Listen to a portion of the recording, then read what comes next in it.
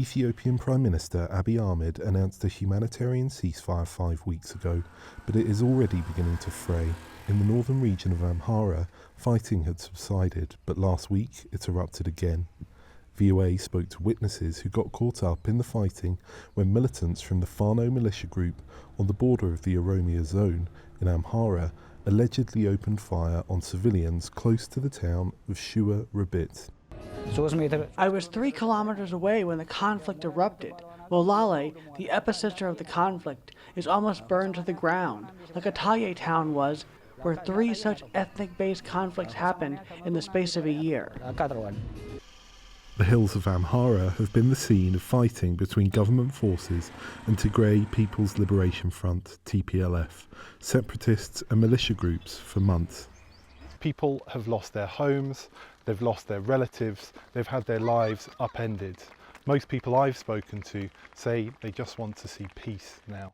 Not least Demeku Ali Abdu, who says her son was taken and killed after TPLF troops occupied her house last year. When I confirmed my child's death, I felt so alone. I felt bereft of my future. And also, I thought about his 2 children growing up without a father. I hate to live without him. Both sides in the Ethiopian civil war have been accused of human rights abuses. These images provided by rights organisations show government forces just before they execute a group of Tigrayans.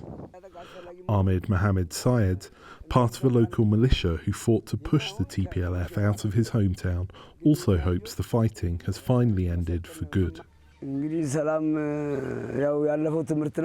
I hope such conflict will never come back again.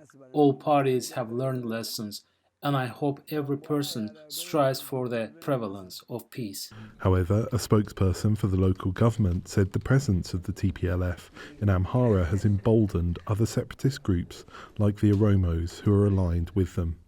In the special Oromo zone, both forces have a common goal or target. Their marriage seems to have become more concrete as they have common agendas of dismantling the state apparatus and retaking control of politics. The special zone is an enclave of ethnic Oromos surrounded by the Amhara region. In January, Abiy announced a national dialogue with the aim of bringing peace to the country. But the initiative has been criticised for failing to include many of the factions engaged in conflict, including the TPLF. There was optimism from all parties involved. Divergence have also started to emerge, among these opposing parties, especially on the way it is believed to be not inclusive, and its credibility has been questioned.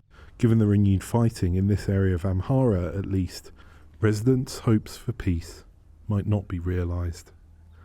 Henry Wilkins for VOA News, Shewa Robit, Ethiopia.